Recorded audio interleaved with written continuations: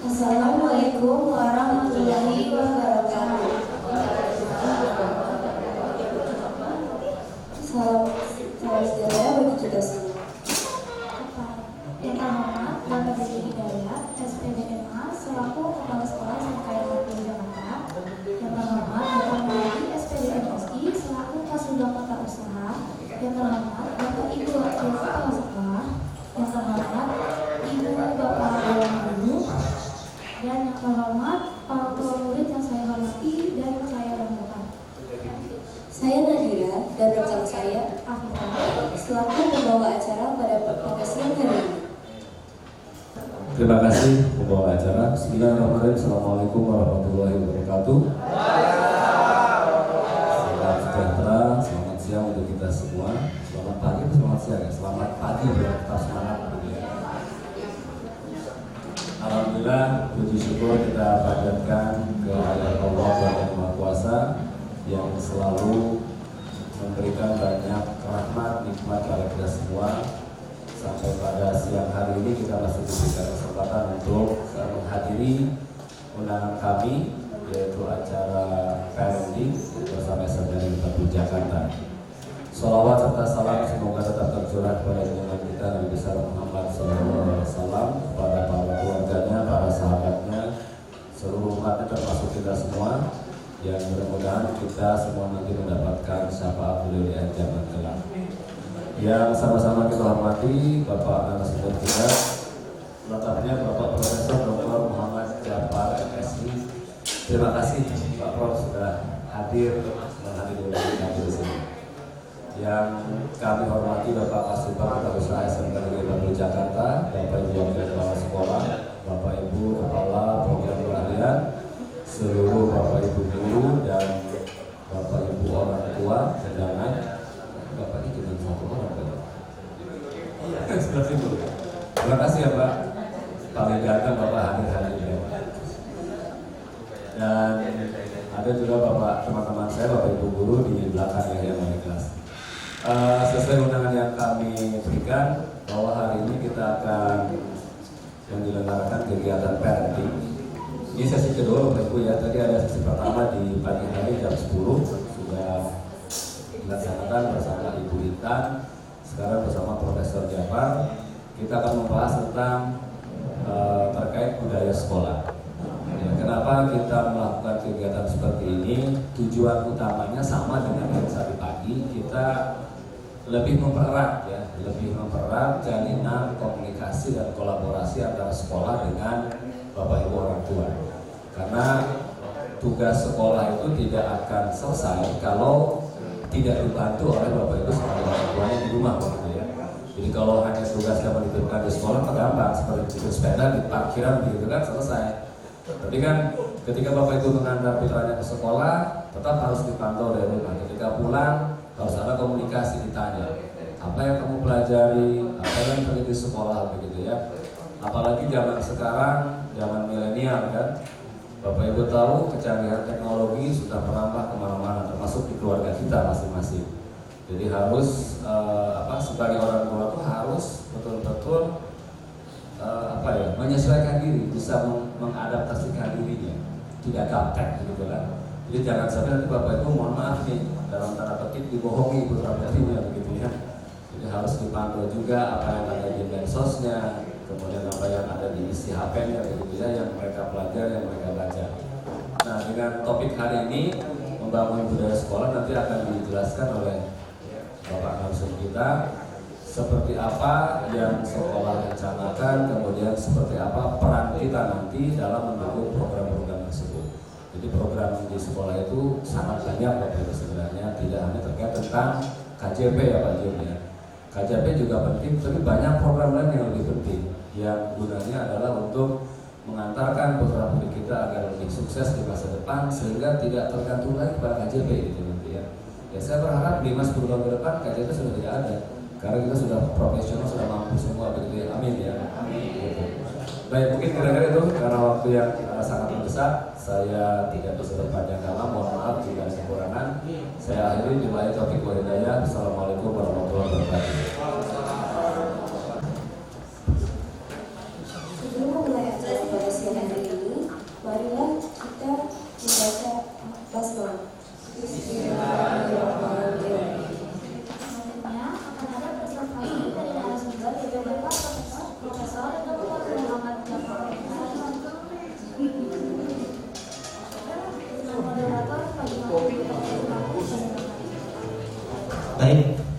kasih ya anakku, Dira sama Habibah yang sudah menjadi MC.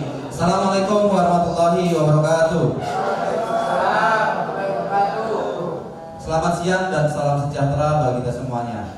Yang kami hormati Bapak Profesor Dr. M. Jafar MSI, Bapak saya di Jakarta. Kalau saya mengatakan ya kan, Bapak saya di kampung ada, tapi Bapak saya di Jakarta ya beliau ya. Baik. Terima kasih sudah memenuhi undangan kami semua untuk bisa hadir di tengah kesibukannya. Walaupun pada hari ini sedang ada wisuda ya Prof ya, di JIK Expo wisuda untuk Universitas Negeri Jakarta. Pada siang hari ini kita akan membahas sebuah tema Bapak Ibu semuanya. Temanya adalah tentang membangun budaya sekolah. Ini adalah bagian dari 2 sesi yang sudah kami laksanakan. Pertama, izin melaporkan Prof ya, bahwa tadi sesi pertama sudah kami laksanakan dengan menumbuhkan budaya baca untuk anak-anak ya. Nah sekarang Profesor akan memberikan gambaran pengetahuan kepada kita semuanya tentang bagaimana membangun budaya sekolah. Bahwa ternyata anak-anak peserta didik kita itu harus mendapatkan berbagai macam sentuhan, baik itu dari orang tua, dari guru maupun dari hal-hal yang lain ya. Nah dengan adanya tema ini diharapkan tadi sehingga akhirnya sekolah bisa maju Bapak Ibu ya. Ingin maju nggak Bapak Ibu sekolahnya? Ingin maju kan? Alhamdulillah sih SMK 40 Jakarta akhir-akhir ini terus terang di tahun 2022 dan 2023 kita itu banjir prestasi. Tepuk tangan dong. Baru-baru ini 2 hari yang lalu saya mendapatkan kabar yang hampir bersamaan. Yang pertama anak kelas 10 juara pencaksilat tingkat wali kota. Yang kedua adalah juara pembuatan web design untuk tingkat Dinas Pendidikan Jakarta, dan semuanya didorong oleh SMK 40 Jakarta. Nah tentunya semua prestasi itu kan harus ada yang namanya partisipasi dari semua pihak. Tanpa Bapak Ibu juga nggak bakal bisa anak kita berprestasi. Tanpa guru juga kita juga tidak akan berprestasi ya. Nah oleh karena itu kita akan membahas oleh Bapak Profesor, kita akan mendengarkan paparan beliau tentang bagaimana membangun budaya sekolah. Izin saya menyampaikan company profile atau CV-nya ya, kurikulum vitae dan CV. Walaupun saya belum meminta kepada beliau, insya Allah saya hafal ya. Tapi tak kalah itu yang saya gak hafal ya. Nama lengkapnya adalah Profesor Dr. M. Jafar MSI, dilahirkan di Teluk Betung ya, di Teluk Betung, Provinsi Lampung. Tanggalnya saya sudah lupa ya, lama. Berikutnya agama adalah Islam, kemudian alamatnya berada di Duren Sawit, kemudian tempat tugas adalah Pasca Sarjana Universitas Negeri Jakarta. Riwayat pendidikannya langsung saja ke S1, S1-nya adalah PMP Hukum, S2-nya Ilmu Politik di UI, S3-nya Teknologi Pendidikan di Universitas Negeri Jakarta. Itulah yang bisa saya sampaikan kepada Bapak Ibu semuanya tentang CV dari narasumber kita. Kepada Prof, kami persilakan waktu dan kesempatan. Terima kasih. Assalamualaikum warahmatullahi wabarakatuh. Selamat siang, salam sejahtera buat kita semua. Pertama mari kita mengucapkan puji syukur Tuhan Yang Maha Kuasa kita dapat bertemu dalam silaturahmi akademik. Saya jujur grogi juga ketemu orang tua ya. Kalau ketemu mahasiswa S3 biasa, ketemu guru juga biasa, ketemu orang tua ini ngeri-ngeri sedap gitu kan. Karena nggak terbayangkan suatu saat saya ketemu orang tua. Kalau ketemu calon guru biasa, ketemu orang tua ini baru pertama kali ini Pak Jumatan. Saya membayangkan diri saya jadi orang tua juga, persis seperti ini, bahwa yang datang sebagai besar adalah ibunya. Enggak ada ya. Nah, ini bapak yang itu kayaknya teman saya juga. Saya Pak. Makanya saya langsung kenal. SMA 27 Pak. Oh iya, teman perjuangan ya. Teman Dhani. Bapak kelas 3, saya kelas 1.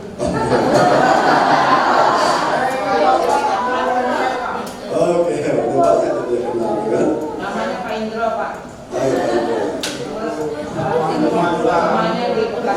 ketemu Pak, lagi. saya jadi ingat, makanya saya datang ke sini. Iya. Awet muda Bapak. Kalau usia saya 57. Jadi kalau dibilang awet muda, 57. Kalau dibilang awet muda saya khawatir nggak normal. Oke ya, baik. Siapa yang hadir di acara seperti ini baru pertama kali hadir saya? Ya, satu dua. Oh, bagus. Jadi saya apresiasi ke SMK 40 karena mengundang orang tua untuk memberikan entah itu seminar, entah itu kegiatan lain, tapi ada proses pertemuan akademik antara sekolah dengan orang tua. Itu langka, Bapak Ibu sekalian. Saya punya anak itu perasaan belum pernah dipanggil oleh sekolah untuk diajak rapat. Paling rapatnya minta apa kan gitu kan. Nah, sekarang kan harusnya udah nggak musim ya minta apa gitu. Karena orang tua pasti ngasih aja gitu kan. Nah, bagaimana agar orang tua dimobilisasi? Salah satunya adalah membangun kepercayaan. Nah, salah satu cara membangun kepercayaan adalah dengan adanya tadi prestasi yang dicapai oleh siswa. Jadi menjadi sekolah bagus itu salah satunya adalah adanya partisipasi dalam mendukung. Nah, mendukung itu tidak selalu material, bisa juga yang lain. Tapi ada juga yang sangat penting dalam membangun budaya sekolah yang baik. Lalu apa saja yang harus dilakukan? Pertama, perlu peningkatan komunikasi antara guru dan orang tua. Jadi guru itu membangun komunikasi dengan orang tua, semangat untuk mendidik anak. Jadi orang tua tidak boleh membela, membabi buta anaknya kalau memang dia betul-betul bermasalah. Gitu loh. Jadi terbuka. Jadi kalau kita ketemunya cuma 1 semester sekali, pasti orang tua yakin anak saya baik kok. Tentu kan gitu kan. Nah, tapi kalau sering ketemu, orang tua percaya ke gurunya, ke wali kelasnya punya etika baik untuk mengajak diskusi seperti apa nih anak ini. Karena kadang-kadang guru itu kan paling gampang ingat yang paling pintar atau yang paling saya nggak tahu gitu ya, ngomong gitu ya. Ya kalau yang sedang-sedang gitu kan, itu suka lupa gitu. Yang sedang-sedang suka kalah gitu kan. Nah tapi kalau ibu, jadi datanglah ke sekolah untuk ngajak diskusi anak. Keren nih, pemandangan yang keren. Siapa yang pernah melakukan itu? Kan anaknya sudah SMK nih. Pernah nggak Bapak SMP datang ke guru? Bu, saya mau konsultasi dong tentang anak saya. Pernah nggak dengar? Belum pernah. Ayo kita naik kelas yuk. Kita naik kelas. Datang ke gurunya, Bu, saya pengen konsul dong. Kok anak saya tuh nggak pernah belajar sih? Kan anak sekarang kan begitu kan? Pemandangannya jarang belajar. Gitu. Ya nggak usah lah anak SMP. Anak semester 6 aja masih. Saya lihat anak saya kok jarang belajar sih gitu. Saya suka ingetin, semester 6 deh, kan? Kalau si bungsu kan begitu, udah semester 6 deh, fokus. Jadi saya itu ya kayak satpam juga akhirnya. Kenapa? Nggak mungkin Bu, anak kita itu berhasil tanpa bimbingan. Atau bahasa lainnya adalah kalau ibu, bapak-bapak yang membimbing dengan baik, insya Allah hasilnya bagus. Saya punya ilustrasi ceritanya. Kan kalau lihat tes kan pusing kan. Kalau dengan cerita saya kan mungkin bisa membantu untuk tidur. Saya punya pengalaman yang hari ini selalu saya ceritakan tentang bagaimana peran guru terhadap saya. Cerita ini nanti bisa ditarik Bu, bahwa ujungnya adalah, kesimpulannya adalah bimbingan guru dan orang tua penting. Jadi gitu. Suatu saat di SMA saya, di SMA 27, SMA-nya Pak Hendro juga kan. Saya lagi sholat, menjelang sholat Jumat, dan guru saya itu Jafar lah ya. Jafar, kamu nanti kalau mau kuliah, kalau kamu nanti mau kuliah di mana? Saya bilang kayaknya enggak kok, karena kakak saya kayaknya nggak sanggup membiayai, saya suruh kerja dulu. Nah, apa kata guru saya ini, namanya Pak Tri, guru geografi. Ini sering saya ulang cerita itu. Ke IKIP aja Pak. Kenapa Pak? IKIP itu murah, cuma 30.000 per semester. Tahun 85. 85 gitu kan. Dan itu baru naik katanya. Sebelumnya 15.000. Itu Bu, terus terang saja loh ya. Tadinya saya sudah turun semangat saya itu kalau visualkan tuh dia ngebul semangat saya. Ya Allah, saya bilang, saya coba Pak. Itu obrolan kan sampai 5 menit Bu, tapi berpengaruh sudah sekarang saya. Bisa jadi sarjana saya, bisa jadi doktor, bisa jadi profesor. Makanya mudah-mudahan kalau beliau masih hidup ya disehatkan, kalau sudah meninggal mudah-mudahan tenangkan alam kuburnya. Itu buat saya pernyataan singkat itu berpengaruh besar. Jadi kalau saja saya itu dibimbing lebih intensif oleh guru-guru saya, mungkin saya jadi profesor itu usia 40. Gitu. Saya profesor usia 53. Saya doktor usia 44, saya profesor usia 53. Jadi dibantu juga oleh Pak Dinanda. Dia sempat bikin tulisan untuk diselipkan di disertasi itu. Nah, artinya apa? Kalau kita bimbing dengan baik anak-anak kita itu, bisa jadi. Separah apapun kondisinya, gitu. Separah apapun. Jadi saya itu kan, saya sudah hopeless nih, sudah jatuh, kerja. Yang saya bayangkan tamat SMA dulu, tahun 85 itu terkenal tuh Golden Truly. Kalau yang iya pasti usianya nggak jauh dari saya. Itu gajinya 90.000 sebulan, itu paling top saat itu. 90.000 tuh, atau jadi cleaning service, gitu kan.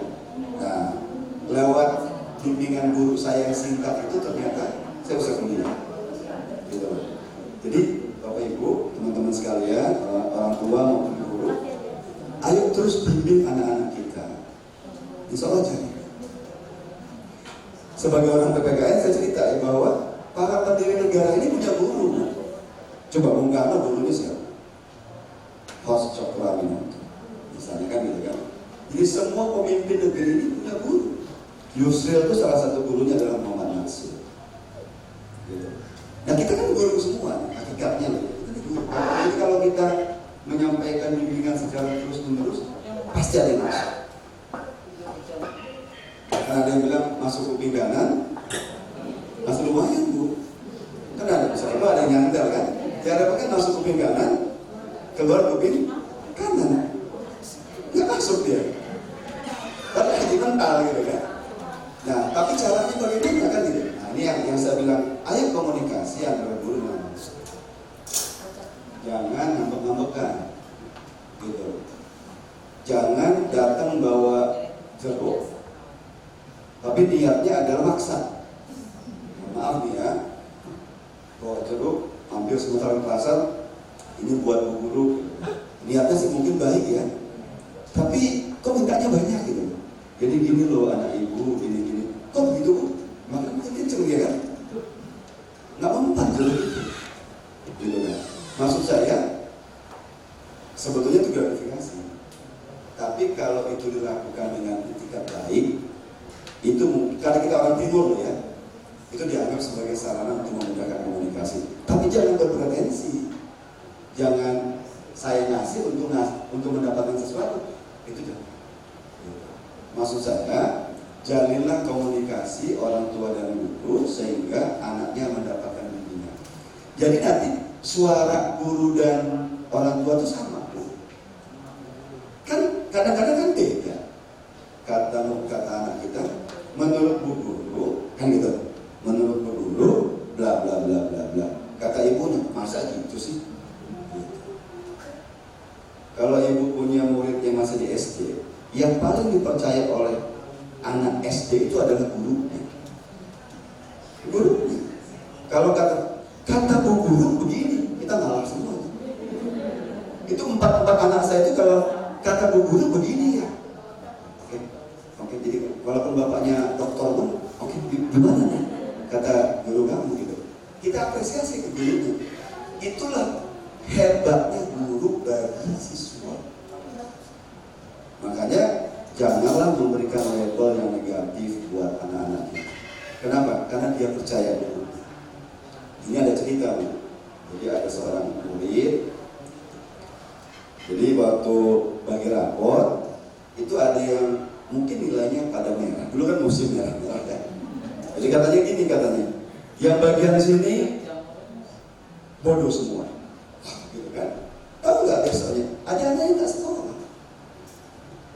nggak sekolah sampai sekarang nggak sekolah. Kenapa? Gara-gara aku dibilang bodoh sama guru itu. Jangan, please, jangan ngomong bodoh. Kalau mau ya kasih motivasi. Kamu harus belajar lagi, gitu kan? Pakai senyum, gitu. Jangan pakai muka.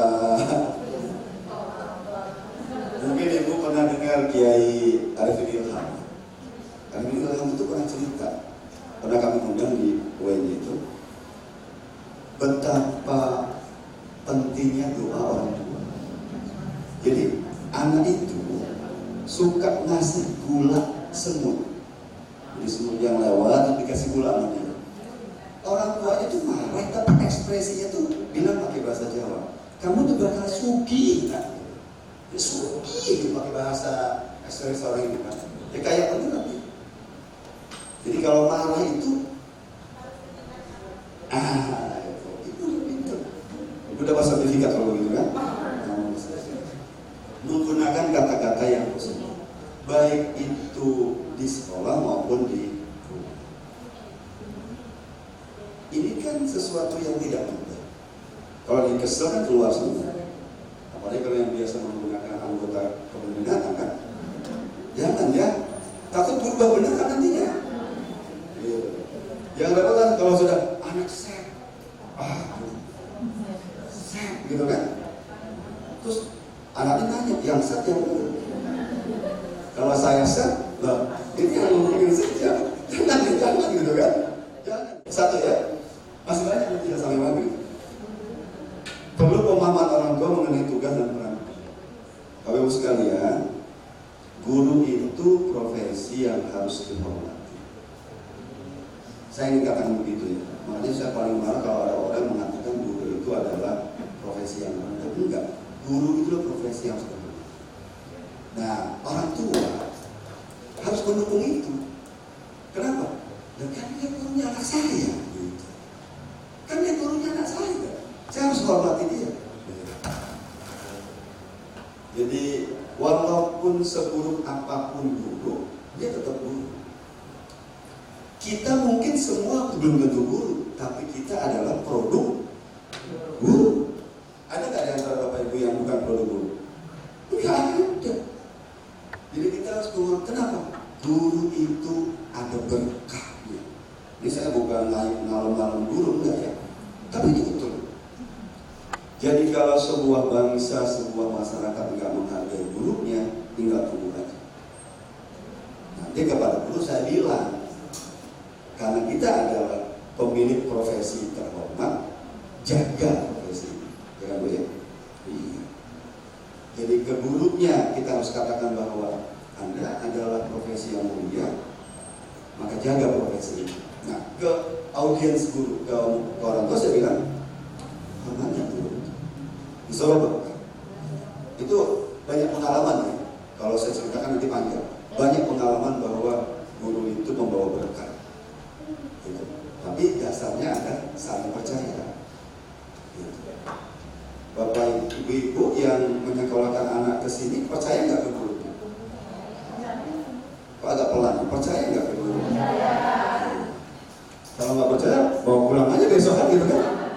Harus percaya ke gurunya. Iya. Nah, saya tahu guru juga tipenya macam-macam. Ada yang memang rajin, ada yang rada-rada, malas. Tapi dari berapa guru Pak Jumlah?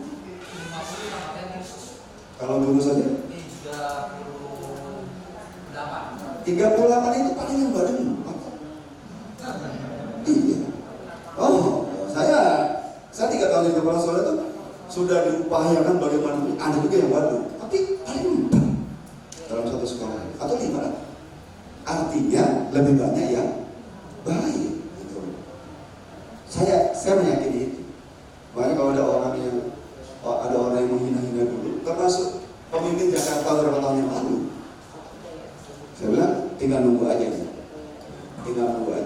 Dia mengatakan kalau guru nggak bisa ngajar dengan baik, kita belajar monyet aja. Wah, saya betul-betul saya bilang tinggal nunggu aja. Benar, hati-hati.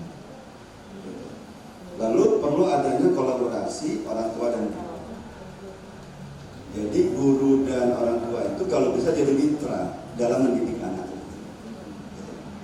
Jangan bayangkan anak-anak itu sekarang dulu. Coba deh kalau bapak ibu yang ada yang masih punya anak SD, anak yang sekolah SD, masih ada ya. Betul-betul 24 usianya. Tadi kan 23. Oh ya baik. Maksud saya gini, ya belum nikah. Jadi gini, maksud saya gini, melihat anak SD, kalau kita lihat hanya hari ini, kita akan kesal. Anak SD itu coba lepas istirahat hari kan, masuk ke kelas dalam keadaan aromanya macam-macam kan. Tapi bayangkan 10, 15 tahun, 20 tahun lagi, kita nggak tahu dia bisa jadi apa.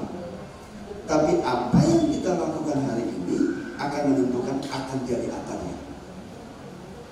Kalau ibu berikan tadi apa? Sikap yang positif, narasi yang positif, dia punya investasi yang positif di kepala kita nanti. Nggak ada rasa benci. Kenapa? Dia diberikan rasa sayang, rasa perhatian. Karena apa? Kita sebetulnya juga adalah produk kasih sayang. Betul. Kalau bapak dan ibunya, bapak dan ibu-ibu dari bapak ibu sekalian dulu nggak berkasih sayang, kan nggak aja. Tadi saya bilang kan, kita belum tentu guru, tapi kita adalah yang pasti produk guru. Kita juga adalah produk kasih sayang. Jadi kalau kita menyayangi murid kita itu atau menyayangi anak kita itu, mengapa? Karena kita sebetulnya produk kasih sayang. Dan kalau emak saya sama bapak saya nggak berkasih sayang, kan nggak lahir saya, gitu loh, ya kan? Nah itu sederhananya begitu. Oke, kita masuk ke slide kedua. Nah, jadi sebetulnya ada 5 konten yang ingin saya jelaskan. Itu baru pengantar.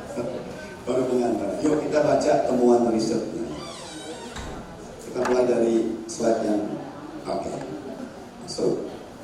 Nah, makanya saya kaget tadi kan, kalau ketemu di kampus saya biasa ngomong bagaimana hasil penelitian terkini gitu, tapi nggak apa-apa, kan orang tua keren semua gitu kan. Pertama, menumbuhkan rasa aman dan kepercayaan diri siswa adalah kunci dalam mengembangkan budaya sekolah yang baik. Ini riset oleh Fahdavi dan Hamdani. Ini tahun 2021. Ini riset baru. Pak, jadi gini, apa yang dilakukan oleh sekolah itu adalah menumbuhkan rasa aman dan kepercayaan diri siswa. Makanya sekolah kan sudah lama itu membangun budaya menyambut pagi, bersalaman dengan anak-anaknya. Kita juga lakukan salaman, bertanya kabar, apa kabar nak, kamu hari ini, kamu nampak lebih cantik, kamu lebih ganteng dan seterusnya gitu kan. Jangan basa-basi, jangan salaman sambil lewat gini. Ayo, masuk. Kita suka begitu namanya, jangan. Tapi lakukan salaman dengan ini. Apa kabar kamu hari ini? Wah, kamu sehat. Enggak. Pagi itu sudah terbawa aroma positif. Jadi siswa itu udah senang. Kenapa nggak senang? Dia sudah ada yang nyambut kok. Belum tentu dia dilepas oleh orang tua. Bisa saja orang tuanya masih bobok pagi, bobok pada subuh gitu kan. Nah, kan gitu kan. Tapi dia sudah disambut pagi. Senyum semua, senyum kan ya, senyum semua. Nah, saya waktu kepala sekolah itu, saya 45 menit berdiri di lapangan menjadi murid. Dengkul saya lumayan sih. Jadi bisa jadi Maradona juga jadinya. Tapi itu saya lakukan. Jadi intinya itu membangun rasa aman dan kepercayaan diri siswa. Kalau dibalik orang tua kan membangun rasa aman dan kepercayaan diri siswa. Makanya jangan mencela anak sendiri. Ada nggak yang suka melakukan itu? Betul. Ada nggak yang suka entah keslayo lidahnya mengatakan kamu nih kok kurang bagus? Pernah ya? Kalau anaknya pintar langsung aja, siapa dulu bapaknya? Siapa dulu emaknya? Kan gitu kan? Kan dia kalau begitu. Dan yakin aku bahwa anak-anak itu peniru ulung orang tua. Nah, jadi saya punya anak laki juga. Itu suatu saat, gitu kan, saya perhatikan. Jadi saya kalau pulang dari kerja tubuh, saya buka baju, kaos dalam, saya makan. Sekarang ditiru persis sama anak saya. Terus saya, bang, kamu kok kayak ayah sih? Pak, kebetulan aja. Jadi dia itu peniru dulu. Jadi anak saya itu ternyata meniru perilaku saya plak-plak. Termasuk kalau mandi. Kalau mandi kan bapak-bapak suka begitu ya. Keluar kamar mandi pakai anduk doang kan, lari-lari gitu kan. Itu persis. Saya lalu, karena saya orang yang suka mikir gitu kan, saya bilang kalau saja orang tua itu memberikan contoh yang jauh lebih baik, dia akan tiru yang baik itu. Gitu loh. Jadi jangan sampai dia tirunya yang jelek aja. Terus saya kan orang Lampung bu, jadi kalau makan bu, itu kaki saya naik di kursi, itu ditiru, bang, gitu kan. Kalau ada orang tua datang kan suka nggak enak, masa cucunya begitu ya. Cucunya anak saya kan, gitu kan. Jadi saya coba, bang. Tapi karena sudah nggak ada, kalau nggak ada orang, ya dia dia itu siapa? Dia itu bapaknya. Bapaknya mau marah? Nggak bisa. Jadi apa poinnya adalah, yuk kita bangun kebiasaan-kebiasaan yang positif yang insya Allah akan nular ke anak kita. Dari bahasa, dari gerak-geri, dari kebiasaan mandi, kebiasaan naruh anduk, dari yang kecil-kecil. Walaupun mungkin anak itu sudah gede, sekarang udah gede. Termasuk bapak-bapak. Kalau punya anak bujang sekarang udah beda saya. Jadi kalau misalnya kita lagi berkendara, ada cewek cantik, saya bilang, bang, lihat yang kanan. Saya biasakan begitu. Maksud saya supaya dia ngerti gitu loh bahwa oh begitu ya. Nah, di kesempatan berikut malah dia yang buka kaca, gitu kan? Hai, baca ya udah lewat masanya. Ya, ada nggak bapak ibu yang orang tua yang perilaku anaknya mirip dengan ayah ibu? Saya kan udah cerita ini sudah buka kartu saya ini, ada nggak ya seperti itu? Aduh, banyak banget. Nah, coba bayangkan kalau kita membiasakan yang baik-baik, turun bukan anak kita, turun, yakin. Jadi jangan ragu untuk memberikan contoh. Kalau kita marah teriak, kalau dia akan, kalau marah dia akan. Jadi bagaimana suami istri itu menyelesaikan masalahnya tanpa perlu berteriak, karena akan ada anak yang mencontohnya dengan tepat. Gak usah nyesel dengan suami sekarang, gak usah nyesel. Gak usah nyesel, gak usah ganti suami loh. Saya harus mulai dari awal lagi gitu kan? Gak usah. Dari sekarang bisa diganti tuh. Dari cara kita makan. Saya memang gantungkan sederhana ya, cara kita makan. Jadi saya sekarang makan nggak mau lagi naikin kaki ke kursi, bu, malu saya. bunyi atau enggak, itu detail. Ya, nah nanti pulang diskusi sama suami gitu kan, yuk kita rubah deh kebiasaan-kebiasaan dulu kita. Kalau tidurnya bersuara nggak suami ibu? Ada suaranya. Siapa suaminya yang kalau tidur bersuara? Ada ya? Mau ganti suami? Enggak kan? Ya. Itu juga sama Bu. Itu soal kebiasaan juga.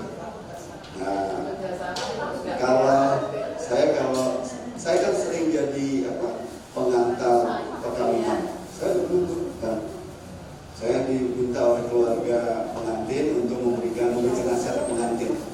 Saya bilang pacaran, parfum, wangi semua.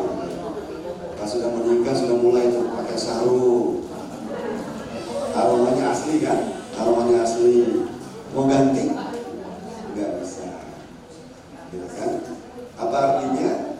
Kita harus mulai membangun hubungan itu berdasarkan apa adanya.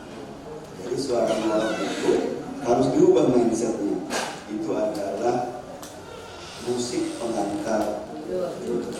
Jadi kalau suami kita sedang keluar kota, nggak bisa tidur.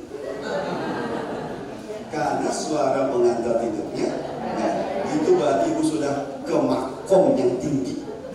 Levelnya tinggi itu berarti. Gitu. Bukan makam ya, makomnya tinggi. Jadi suara morak itu dianggap sebagai pengantar tidur. Itu benar. Benar. Atau sebaliknya, istrinya suaranya kayak kambing sendiri. Mungkin kecapean yang ngurus RTP, ngurus, kan? Oke. Nah itu riset pertama. Riset kedua, budaya sekolah yang baik dapat ditingkatkan melalui pencapaian metode pembelajaran yang inovatif dan interaktif. Kalau ini untuk guru ya, Pak Guru-guru, ayolah kita mulai pembelajaran. Nggak usah susah-susah. Saya membahasakan pembelajaran yang mengaktifkan atau aktif kan. Mau pakai model apa aja terserah. Bukan forumnya juga menjelaskan bagaimana pembelajarannya, tapi intinya adalah bagaimana anak itu aktif. Kayak saya ini sebetulnya bukan guru yang baik siang ini. Kan saya ngomong terus kan. Sebetulnya yang bagus adalah ada interaksi. Walaupun ada guru yang kalau dia ngomong malah bagus. Penceramah pun. Kalau kiai itu banyak kiai yang bilang Kiai Haji dan MZ almarhum itu adalah itu kiai dulu, retorikanya bagus. Gitu. Kan? Tapi ada memang orang yang senang meminta partisipasi. Jadi teman-teman guru perkuat lagi bagaimana pembelajaran itu menjadi student center. Tapi jangan dibiarkan. Tetap lakukan secara terbimbing. Kalau dilepas begitu aja, nggak bisa. Begitu Bu ya. Nggak mungkin dilepas semua. Oke. Lalu yang ketiga, kolaborasi orang tua dan guru dapat meningkatkan kualitas pembelajaran dan membangun budaya sekolah. Orang tua dan guru kan, ya, kita sudah bilang kan. Jadi datanglah ke sekolah untuk berdiskusi dengan gurunya. Tentu konfirmasi dulu, gitu kan. Ibu wali kelas, saya ingin diskusi tentang anak saya. Anak saya itu semalam kok belajarnya rajin banget, ada apa di sekolah misalnya. Jadi orang tua juga datang ke sekolah jangan selalu bawa masalah. Iya. Sekali-sekali datang dengan kabar gembira. Bu, berkat PR yang ibu berikan, anak saya semalam berhenti main PS. Tapi dia belajar. Kan gurunya senang dikabarin begitu. Jangan yang kenapa sih dia? Kok bawa masalah terus gitu kan? Karena anak itu anak siapa? Anak orang tuanya, bukan anak gurunya. Gitu kan? Jadi jangan juga membebankan beban yang terlalu berat kepada guru, nggak sanggup gurunya nanti. Gitu. Ini kolaborasi. Lalu yang ketiga, pentingnya penggunaan teknologi dalam pembelajaran untuk meningkatkan keterampilan siswa dalam membangun budaya sekolah. Teknologi, cuma teknologi itu sebenarnya adalah dia sebagai alat, bukan tujuan. Ini kan kesannya kan jadi lebih bagus gitu kan, tapi ini alat. Kalau teman-teman guru, yang penting adalah secara substansial menguasai. Kalau bagaimana cara membelajarkan itu tergantung orang. Jadi saya punya pengalaman di SMA dulu. Guru saya itu kalau ngajar dia nggak banyak nulis, nggak banyak apa. Jadi dia berdiri di tengah sini gitu kan. Coba ya, misalnya gitu kan. Coba kamu baca halaman sekian, baca nih kita, baca semua. Udah baca kan? Coba Java, apa yang kamu tangkap dari yang kamu baca? Kita kan nggak depan juga gitu kan? Baca lagi. Artinya apa? Memberikan stimulasi untuk membaca, lalu meminta respon dari anak. Kan ada hukumnya tuh. Banyak belajar, banyak lupa. Sedikit belajar, sedikit lupa. Tidak belajar, tidak lupa. Jadi kita mendingan pilih yang mana? Tidak belajar, ya nggak bisa apa-apa kan gitu kan. Jadi harus ada usaha yang serius dari semuanya. Sekali lagi saya bilang, urusan di sekolah itu dulu membangun stimulasi dan sebagainya. Urusan orang tua untuk ikut serta membimbing. Jangan minta anak belajar sementara ibunya nonton drakor. Siapa yang sampai kena drakor kan? Enggak ya? Nah, jadi seimbang. Agak susah kalau mengatakan, kamu belajar dong, ibu ngapain? Nah, gitu loh. Saya juga ini tidak mudah, saya ngomongnya kan gampang. Nah, tapi saya memang kebetulan saya penggemar TV berita. Jadi kalau saya nyetel TV, pasti nonton berita. Nah, kalau udah bete dengan berita, saya nonton film. Tahu nggak Bu? Anak saya semua penggemar nonton film. Peniru buruk. Makanya kalau Bapak Ibu punya hobi-hobi yang buruk itu udah lupain aja hobi itu. Itu ditiru. Oke, yang keempat, yang kelima ya. Dalam membangun karakter siswa perlu adanya keterlibatan seluruh komponen. Ini sudah jelas. Baik, yang berikutnya. Sekarang masuk ke apa yang dimaksud dengan budaya sekolah. Ini banyak ya. Seperangkat nilai, norma, perilaku, tindakan yang menggambarkan bagaimana sebuah sekolah bekerja. Budaya sekolah yang baik dapat mempromosikan rasa saling menghargai, memberi rasa aman, menguatkan keterlibatan siswa, guru, orang tua dalam proses pembelajaran. Bapak-Ibu sekalian, sekolah itu adalah lembaga yang paling penting dalam proses pendidikan anak-anak. Gak ada tempat yang dikunjungi oleh anak dengan durasi waktu yang begitu panjang. Ibu ke mall berapa jam? Bisa saya lihat? Oh, nanti dia petugas ya kan? Iya kan? Enggak, tetap aja. Sekolah itu adalah tempat yang didatangi, didiami oleh siswa dengan waktu yang panjang. Apa yang ingin dijelaskan? Bahwa mari kita bangun semangat saling menghormati sesama warga sekolah. Warga sekolah itu luas ya, dari siswanya, dari gurunya, dari tata usahanya, dari orang tuanya, bahkan petugas satpam pun itu bagian dari warga sekolah. Harus saling mempromosikan, istilahnya itu mempromosikan rasa saling menghargai.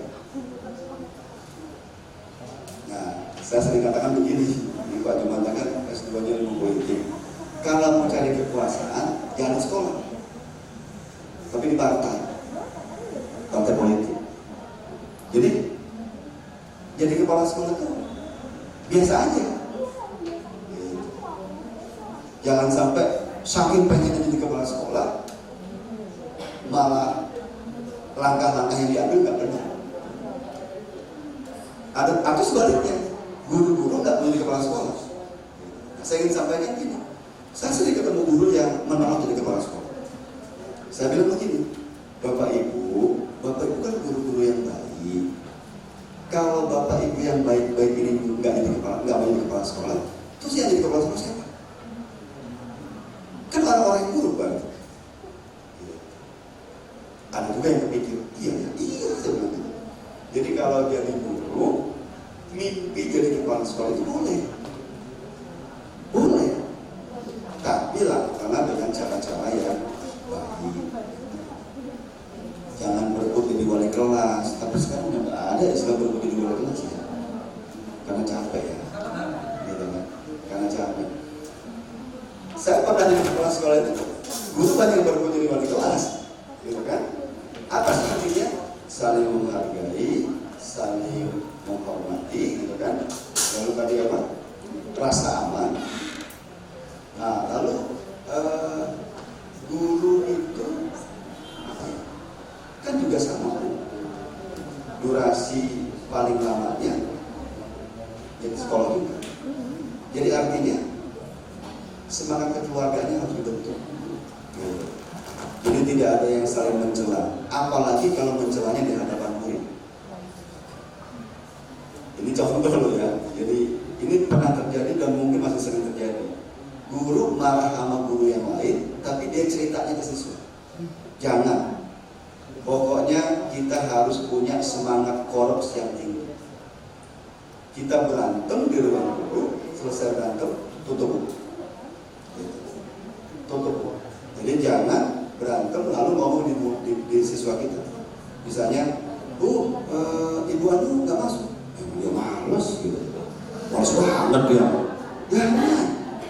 Jangan ya. Jadi bilang saja bahwa mungkin ibu guru kamu itu sedang ada halangan sehingga tidak bisa. Jadi jangan ditimpali dengan kata-kata yang negatif. Kan pertanyaannya, buat apa bermusuhan di sekolah? Nggak ada untungnya. Nggak ada untungnya. Justru bersahabat dengan baik, gitu kan? Karena saya juga pernah jadi guru, saya merasa bahwa sebetulnya dunia sekolah itu menyenangkan. Saya pernah ngajar di Ibtidaiyah, Sanawiyah, SMP ya, Sanawiyah. Enak banget. Cuma ya gitu tangan saya agak cepat apa namanya? Iya, karena disalamin terus kan. Gitu. Saya pernah ngajar di pondok pesantren itu cium tangan semua kan. Selesai cium tangan itu aromanya macam-macam. Gitu kan? Aromanya macam-macam. Nah, jadi paling enak. Saya dulu kalau tidak ditarik di kampus, saya tetap setia di sekolah. Bagi saya menyenangkan di sekolah.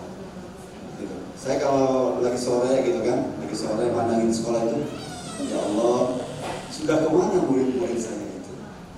Gitu. Luar biasa kan? Ya kalau kita memang biasa melakukan pendekatan spiritual, kita doakan, ya Allah, mudah-mudahan murid-murid saya sudah pada berhasil semua. Karena kalau sekolah bagi guru adalah tempat pengabdian, kalau bagi siswa, sekolah itu numpang lewat doang. Numpang lewat doang. 3 tahun, itu bisa tahan. Gitu. Saya pernah tuh satu periode saya pas mau wisuda murid itu saya nangis. Lucu ya nangisnya. Kalau sekolah nangis gitu. Saya bilang saya berat melepaskan anak-anak ini. Kata wakil saya, Pak Jafar, kalau ditahan malah kita salah katanya. Doakan saja. Gitu. Doakan saja. Gitu. Doakan agar mereka berhasil melanjutkan. Gitu. Kan kadang-kadang ada satu angkatan yang menyenangkan kan, Ibu ya, Bapak Ibu kan menyenangkan. Kayaknya enak banget angkatan ini kan, aktif, terus santunnya bagus gitu kan, menyenangkan. Walaupun juga ada angkatan tertentu yang nyebelin gitu. Cepat lulus gitu kan, nyebelin gitu. Nah itu suasananya yang perlu kita bangun dulu. Oke? Nah lalu pendidikan budaya sekolah yang baik, sekolah yang meningkatkan pada budaya pendidikan karakter dan moral.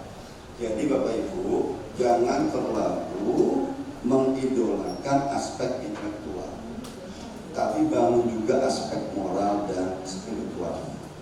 Makanya kan di sekolah ada habituasi itu pagi-pagi pembiasaan gitu kan. Kenapa? Karena intelektualitas itu perlu di backup oleh aspek moralitas dan spiritualitas. Kalau kasusnya terbaru, apakah Sambo itu orang bodoh? Atau Rafael Alun itu orang bodoh? Jadi kecerdasan itu perlu didukung oleh semangat prinsip spiritualitas, dan itu harus dilatihkan, dibimbing. Jadi kalau anak-anak di sana diajarkan tuh umur berapa suruh sholat, umur 7 tahun, 7 tahun suruh sholat, 10 tahun kalau belum sholat boleh pukul, tapi jangan diartikan terlek ya, dipukul pakai gada ya, sholat kan, sholat dulu, sholat kan. Lalu nyontohin, kalau punya anak laki-laki paling gampang sebetulnya, bawa ke masjid, bawa sholat Jumat. Pak Jumat tadi punya contoh yang bagus menurut saya. Dia pengen sampai anak SMA, sampai anak lulus SMA dianterin dan dijemput gitu ya. Itu luar biasa. Yang nggak pernah bisa saya lakukan. Karena ini pengalaman mahal. Saya termasuk yang ngalami bahwa saya nggak bisa nganterin anak saya. Tetangga saya sebelah itu betul. Pagi nganter, pulang jemput. Kebetulan tetangga saya itu petugas pos ya. Kerja di kantor pos di Jakarta Timur. Tapi saya iri itu kan. Saya bilang, Bapak itu bisa betul seperti itu. Saya nggak bisa. Karena kesempatan aja sebetulnya. Nah, tapi saya punya tradisi yang menurut saya juga bagus di rumah ya. Setiap anak saya berangkat itu saya lepas. Dia salaman, dia cium tangan, saya doain. Kalau saya di rumah pasti ada adegan saya melepas gitu. Sama saya yang melepas istri kalau kerja, melepas gitu. Nah kalau datang, jadi saya punya kebiasaan juga kalau sore itu kan, anaknya abang gitu kan, itu biasanya bunyi suara motor, itu dia. Gitu. Kata istri saya, dia itu memang anakmu gitu. Karena dia gitu. Nggak tahu bikin di mana saya kan. Saya membayangkan itu, ya itulah indahnya punya anak. Gitu. Kalau yang belum punya anak, bikin. Gitu. Bikin. Oke, berikutnya. Oke. Nah, trisentra pendidikan. Bagus sekalian. Teman-teman guru pernah nggak buka bukunya Ki Hajar Dewantara? Pernah baca nggak? Belum pernah ya? Buka lagi ya, karena ini adalah tokoh pendidikan Indonesia. Salah satu pendapat beliau adalah bahwa ada yang disebut dengan trisentra pendidikan. Siapa yang, apa maksudnya? 3 pusat pendidikan. Pertama keluarga. Keluarga ini istilahnya itu pertama dan utama. Ibu adalah guru pertama. Betul nggak? Kalau ngomong pasti belajar dari ibunya. Kalau ibunya pendiam, kira-kira anaknya siapa yang pendiam? Oh enggak, di sini nggak ada pendiam, nggak ada pendiam. Jadi keluarga itu menentukan. Makanya kalau di sana diajarkan bahwa jagalah dirimu dan keluargamu dari kan. Jadi di situ di keluarga. Jangan berharap akan lahir generasi yang bagus kalau keluarganya tidak terjaga. Bapaknya, ibunya, gitu kan. Memang di kehidupan yang keras ini kadang-kadang tidak ada yang ideal. Mungkin sebagai istri sudah oke, tapi suaminya nggak oke. Atau sebaliknya, suaminya oke, istrinya nggak oke. Nah, kan pertanyaannya, waktu menikah dulu bagaimana kesepakatannya? Kan nggak ketemu di kantor hansip kan? Nggak kan? Gitu. Kalau ketemu di saya nggak ikut-ikut gitu kan.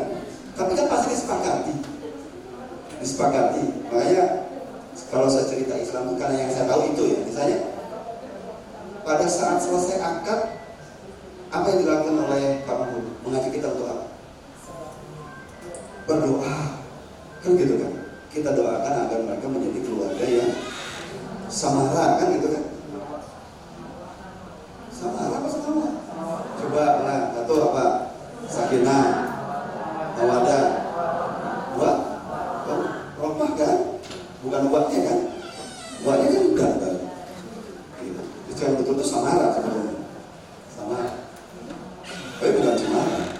Samara kan? Oke ya, jadi keluarga ini penting. Dulu sebelum revolusi sosial manusia, proses pendidikan oleh keluarga, bapak ibunya adalah guru. Betul? Dulu begitu, nggak ada sekolah dulu. Semua diselesaikan di rumah.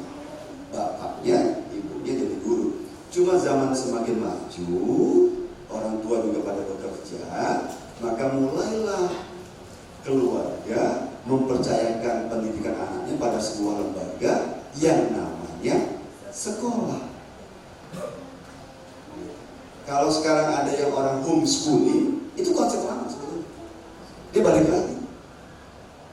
Artinya apa? Tetap saja peran orang tua penting dalam proses pendidikan. Jadi kalau sekolah itu bubar, kita nggak usah pusing. Ya orang tua jadi gurunya, gitu kan?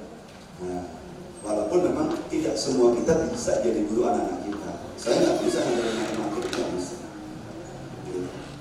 Ya itu pentingnya keluarga. Nah lalu, ini masuk ke teman-teman guru nih. Setelah keluarga ini tidak sanggup mengelola pendidikan di keluarga, maka dia menyerahkan pendidikan ke sekolah. Nah di antara tiga peranata pendidikan ini, yang paling teratur ini sekolah. Kenapa? Gurunya terlatih, berkualifikasi dan bersertifikasi. Ada tunjangan profesi, ada tunjangan profesi. Tapi tunjangan profesi itu juga jangan berubah menjadi tunjangan konsumsi. Saya sering ketemu guru-guru kalau di PLBG itu saya bilang, Bu, Pak, kalau sudah dapat sertifikat, lalu ada tunjangannya, jangan digedein ya, gitu kan. Karena memang banyak guru yang nggak lama sejak tahun 2007 itu banyak guru yang punya mobil. Sejak tahun 2007-2008, sejak sertifikasi guru diluncurkan, langsung berubah itu. Gitu. Tapi saya seneng aja, kan memang guru harus punya gaya juga sekarang. Jangan ketinggalan, gitu kan. Tapi jangan lupa juga bangun profesionalitas. Nah, apa itu tunjangan profesi? Saya lihatnya 3 minimal ya. Bagi yang belum S2, S2 lah. Bagi yang belum punya laptop dulu ya saya omongin ya. Bagi yang belum punya laptop, beli laptop yang bagus. Gak ada lagi istilahnya guru nggak bisa mengetik atau nggak bisa IT gitu kan. Nah yang ketiga adalah mari tradisikan budaya belanja buku. Coba saya tanya ibu-ibu, orang tua nih, pernah nggak adegan di rumahnya ayahnya bilang, Bu, Dek, yuk kita ke toko buku. Ayah mau belanja buku. Udah belum kira-kira? Siapa yang sudah? Belum? Ayo, sudah? Alhamdulillah. Mari kita mulai, Bu. Budaya belanja buku. Jadi dari 100 juta gaji suami itu, nyampe ya? Iya, salah sebut ya begitu kan? Iya, ada bagian untuk beli buku. Kenapa? Jadi kita membangun memori anak itu dia pernah ke toko buku. Jadi kalau suatu saat dia lupa, dia akan ingat kan, dulu ayah udah pernah bawa ke toko buku. Mungkin awalnya dia cari novel, cari komik, cari gambar, tapi lama-lama kalau terus terlatih, dia akan cari buku yang lain. Gitu. Jadi membangun budaya belanja buku. saya suka bilang, berapa juta jumlah guru? Bayangkan kalau berapa ya jumlah guru se-Indonesia itu berapa? 1.600.000 keluarga guru ada adegan belanja buku. Itu luar biasa, akan membangun masyarakat Indonesia yang maju, literasinya kuat. Gitu. Kita kan literasinya kuat, baca apa? Baca WA. Kita kuat ya. Baca grup ada 80 grup, isinya berulang. Itu lagi. Karena macam gitu ya, share. Ini sama juga isinya itu. Ayo kita tingkatkan budaya belanja buku, baca buku maksudnya, tapi beli dulu. Gitu. Jadi ada adegan seperti itu. Nah kalau 3 itu bisa dilakukan, insya Allah akan terjadi percepatan literasi dari kelompok guru maupun dari kelompok orang tua. Jadi jangan kalah, nanti suatu saat ya, anak itu membalikan itu. Bu, aku dari toko buku hari ini bukunya. Keren kan? Gitu. Atau dia bilang, tambahin uang jajan, aku mau beli buku. Enggak, saya yakin Bapak Ibu nggak akan sayang keluar kalau begitu. Dibandingkan dia beli apa. Yang paling boros kan beli pulsa kan? Gitu kan? Nah, yuk kita bangun budaya belanja buku. Tadi kalau ibu yang sudah, teruskan, diperkuat, diperlebar agar semuanya bisa menjadi membangun budaya membaca buku yang kuat. Nah, yang terakhir adalah masyarakat. Ini yang paling sulit kita kontrol, termasuk media sosial. Dulu zaman saya kuliah, cari buku susah. Sekarang bahannya banyak, cuma kemampuan memilih dan memilahnya belum terbentuk. Coba ibu, siapa yang biasa buka channel YouTube? Tunjuk tangan, 1, 2. Channel YouTube ya? Oke. Ya enggak apa-apa, saya belum tanya itu dulu. Sekarang berapa durasi untuk tadi masakan ya? Untuk ilmu. Sekarang yang paling banyak untuk apa? Hiburan. Ya kan? Hiburan, kan? Kita itu seperti orang yang kurang hiburan, kurang piknik. Ya kan? Oh iya. Jadi saya ingin katakan bahwa sumbernya udah banyak, tapi kemampuan memilahnya belum. Termasuk ke anak-anak kita. Gitu. Katanya kan Menteri Kominfo itu sudah menghandle menyetop situs-situs porno, tapi ada saja. Masih tersedia. Kalau ibu klik kata kunci bisa keluar. Artinya apa? Komputernya nggak bisa diapa-apain selain kita mencegah. Makanya kan tanya tuh, bagaimana caranya menghilangkan pengaruh negatif TV? Oh sederhana. Bagaimana? Matikan TV-nya. Selesai. Cuma tangan matiin ini kayaknya agak berat gitu kan? Agak sayang. Apa itu? Gitu. Karena jadi internet itu seperti toko kelontong. Apa aja ada? Ibu atau bapak-bapak melihat perempuan cantik bertutup semuanya ada. Yang kurang bahan, yang nggak pakai. Artinya apa? Kita nggak bisa kontrol itu selain diri kita untuk stop. Apa aja ada, gitu kan? Mau yang cantik banget ada, mau yang cantik ada. Nah, ini semuanya kontrol di kita. Nah, ini yang saya bilang harus kolaborasi 3 ini. Gitu. Dengan tugasnya masing-masing, tapi saling berkolaborasi. Keluarga, ayo bina. Bapak dan ibu hakikatnya guru, bukan sekedar orang tua loh, guru juga.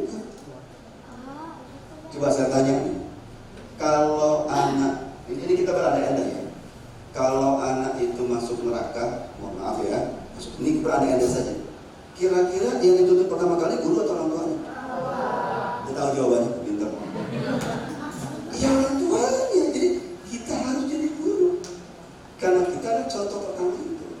Baru beranjak ke gurunya.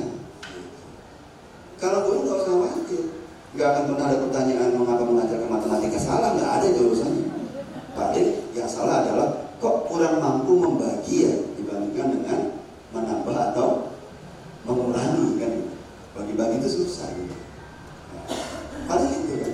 Jadi tiga ini harus berkolaborasi. Kalau ini bisa jalan, maka terjadilah masyarakat yang sehat. Gitu. Akan terjadilah, kalau mau diperpanjang, akan terjadilah generasi emas Indonesia yang betul-betul emas. Oke, berikutnya. Bagaimana cara membangun budaya sekolah, gitu kan? Nah, yang pertama, membangun budaya inklusif dan menerima perbedaan di antara siswa. Ini Bapak Ibu guru terutama, jadikanlah sekolah itu terbuka buat segala orang. Kan gini, anak itu datang beragam atau homogen kemampuannya? Heterogen ya? Nah, heterogen kita terima sebagai sebuah, ya tugas kita. Guru tidak boleh menolak input, nggak boleh. Mau dong inputnya nilainya 100 semua, nggak bisa. Gitu. Tugas guru adalah di wilayah proses. Inputnya nggak bisa gugat, apalagi negeri kan. Negeri kan menerima murid yang daftar diterima. Tidak boleh menggugat input.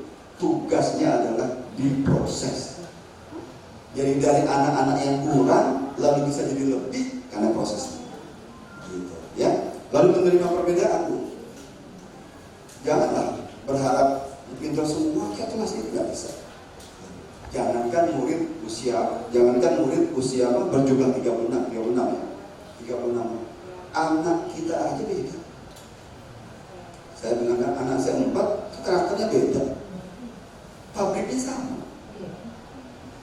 Kan bapaknya yang melakukan proses produksi kan. Bapak beda. Kalau saya lengkap ilustrasi itu, anak saya yang sulung itu pekerja keras. Pintar banget tidak. Tapi dia ulet. Dia kalau ujian, dia bilang, aku nggak bisa. Tapi kayaknya bagus. Tapi termasuk rentan stres. Nah, saya sudah lagi stres kan, jadi dosen. Kalau yang kedua, dia cuek, easy going, santai gitu kan. Baru 9 semester lulus. Jadi pas saya lihat tanda-tanda nggak akan selesai, baru saya bilang, saya ngomong ke pembimbingnya, saya bilang, hey, saya bilang, bro, itu anak saya. Anaknya banyak, saya nggak bisa ceritakan. Anaknya banyak, 9 semester. Tapi kalau dibandingkan masa SMA, dia jauh lebih pintar di saat kuliah, gitu kan. Nah, kalau yang ketiga, kalau yang cowok itu, dia perfeksionis, gitu kan. Dia pengennya yang maksimal, tapi usahanya kurang, gitu kan. Dia bayangan bagusnya bayang sama dia.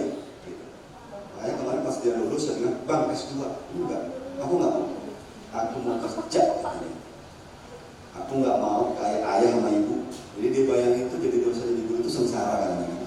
Dia pengen kerja lah. Nah, tapi saya punya skill mempersuasi orang. Jadi kalau kasarnya kan provokasi ini, saya persuasi. Ayo Pak, coba saya bilang, profesi apa yang bisa mengerjakan apa saja tanpa kehilangan pekerjaan utama? Saya bilang hanya dosen. Dosen itu bisa jadi peneliti, bisa jadi pengembang, bisa jadi reviewer, jadi banyak hal yang harus dikerjakan. Gitu.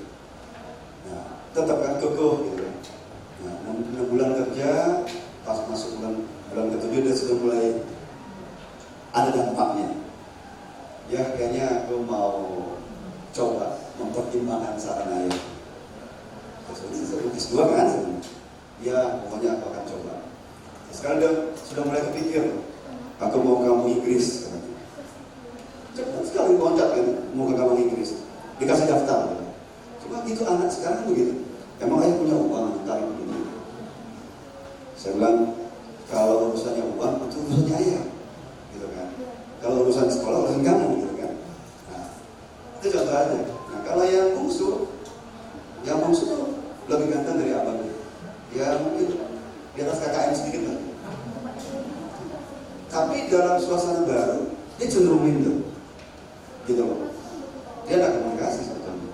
Cenderung minder. Saya bilang, tapi saya bisa baca ya. Nanti, karena dia suka minder, dia ngaku. Karena saya biasa berdialog dengan anak saya. Jadi saya ajak ngomong. Jadi kalau kamu lagi di kendaraan tuh, apa aja saya ceritain. Sampai dia pusing gitu kan. Maksudnya apa? Terbiasa terbuka. Jadi jangan biarkan anak yang terdiam. Jangan kita yang terbuka. Oke? Siapa yang punya anak pendiam? Enggak ada ya? Babel semuanya. Alhamdulillah kalau Babel semuanya kan. Lebih mudah mengendalikan orang Babel dibandingkan yang menggerakkan orang pendiam. Orang Babel kan yang stop dulu. Tapi kalau orang pendiam, itu susah gitu kan? Atau siapa yang punya suami pendiam? Pendiam. Enggak hanya jalan terus gitu kan? Gimana? Kan itu juga soal karakter kan? Apa yang ilustrasi yang saya contohkan itu adalah saya ingin mengatakan bahwa kita harus menerima perbedaan itu. Gitu. Kan kita tak bisa menolak. Pas kita punya anak, pendiam. Tapi gitu kan? Oke, yang kedua, menciptakan lingkungan belajar yang aman, nyaman, dan positif. Bapak Ibu, coba yang orang tua nih saya tanya, Ibu menyiapkan nggak meja belajar anak-anak kita? Oke ya, siapa yang belum menyiapkan? Siapa itu? Itu penting, itu kerajaan mereka. Walaupun tidak harus besar, tapi ada meja belajar yang membuat dia nyaman di situ. Saya kalau ingat waktu saya pengantin baru, harta pertama saya bukan ranjang Bu, tapi meja belajar. Saya dosen, istri saya guru kan, yang meja belajar. Harta pertama saya itu bukan ranjang. Karena buat saya, kalau yang begituan kan dimana aja bisa gitu kan. Tapi kalau belajar, maksud saya supaya ada aman, nyaman. Tinggal kita cek aja. Sesekali kita cek gitu kan. Kan nggak perlu tahu dia juga gitu kan. Siapin, gitu. Pencahayaannya yang bagus. Oke, yang ketiga, memperkuat komunikasi antara siswa guru dan orang tua. Bu, dewasakan siswa atau anak kita. Jangan anggap kecil aja. Gitu. Anak SMK itu berapa umurnya kira-kira? Sudah 17 atau 16. Jangan dianggap kecil. Jangan. Justru diajak gede. Diajak diskusi soal apa saja. Misalnya, boleh nggak kita soal dapur? Nggak apa-apa. Ini ayah kamu cuma segini. Sementara ini baru awal bulan, cukup nggak sebulan? Diskusi saja. Gitu. Jangan dianggap aib menurut saya. Dia juga ikut pikir kan. Itu kan sekaligus juga untuk menahan dia untuk boros kan. Karena ibunya udah cerita, kasihan ibu, wah sedikit banget kan dikasih ayah boros. Atau dia sebaliknya sebesar, ya tambahin dong buat ibu. Wow, jadi tameng ibu ya kan. Oke. Lalu membangun keterlibatan aktif siswa guru dan orang tua di dalam kegiatan sekolah. Nah, kalau sekolah mengundang bapak ibu untuk kegiatan, ayo Pak. Jadi jangan diminta, bahkan kalau perlu ditanya, Bu, ini ada kegiatan, apa yang bisa kami bantu? Jadi kita dibalik sekarang, bukan sekolah minta ke orang tua, tapi orang tua yang bilang, Bu, apa yang bisa kami bantu? Itu pasti gurunya ribu kalau begitu kan? Iya, jadi gak enak gitu kan? Tapi disitulah letaknya saling percaya antara orang tua dan sekolah. Oke, berikutnya. Masih ada? Habis. Ini buktinya. Enggak, balik lagi. Oke, oh ini terakhir ya. Mengapa budaya sekolah penting di era terus? Oke. Nah ini Bu, mungkin pernah dengar ya keterampilan 4C itu kan? Kalau guru-guru saya kan sudah dengar ya. Jadi sekarang kita harus meningkatkan, sekarang bahkan sudah sampai 7C, 4 dulu deh. Kemampuan komunikasi, berpikir kritis, kolaboratif, satu lagi kreatif. Jadi anak-anak kita juga sudah mulai dilatih Bu untuk punya kompetensi apa 21. Kolaborasi, komunikasi, terus berpikir kritis, kreatif. Jadi ajak mereka untuk bekerja sama. Mulailah dari yang sederhana. Kalau di rumah itu, ayo kerja sama bareng-bareng. Jadi kalau membersihkan rumah itu, ayo bareng-bareng. Ini kan omongan sepele ya, tapi kan jangan kita lakukan sebetulnya. Misalnya ada kipas angin yang harus dibersihkan, panggil aja pada bujangnya, bang. Tapi memang kalau anak sekarang itu harus dikomunikasikan lebih awal. Jangan jam J kita ngomong, jam J minta mereka Pak nggak mau, mereka suka marah. Itu kalau berkaca pada anak saya. Di mana saya harus bilang, bang, besok kita agendanya adalah membersihkan kipas angin. Oke ya, kan begitu rasanya. Oke ya, walaupun bangun itu. Tapi saya sudah senang. Oke ya. Ya. Cara membangun budaya sekolah, menerapkan pendekatan pembelajaran yang berpusat pada siswa, sudah saya kira membangun hubungan baik, ya kan? Mengintegrasikan teknologi digital, menerapkan manajemen sekolah berbasis teknologi, mendalam siswa dalam mengembangkan karakter. Nah, itulah Bapak Ibu sekalian yang dapat saya sampaikan sebagai pemicu diskusi. Kalau nanti ada tanya jawab, akan bagus saya kira. Tapi saya ingin memberikan apresiasi Bapak Ibu yang ada di sini. Kelihatan nggak ada yang ngantuk, alhamdulillah. Tapi kalau ada yang ngantuk juga saya senang. Gitu. Kenapa? Berarti suara saya bagus gitu kan? Jadi kalau jadi guru itu, kalau lagi ngomong begini panjang terus ada siswa yang ngantuk, jangan dimarahi. Karena siswa ngantuk itu tentu dia sedang tidak sadar. Gitu. Jadi kalau ada yang ngantuk tuh senang aja, alhamdulillah suara ibu bagus banget. Jadi kita tuh positif aja gitu kan, nggak capek gitu kan. Sama juga kalau jadi narasumber itu kalau ada yang ngantuk, saya mah santai aja Bapak. Gitu.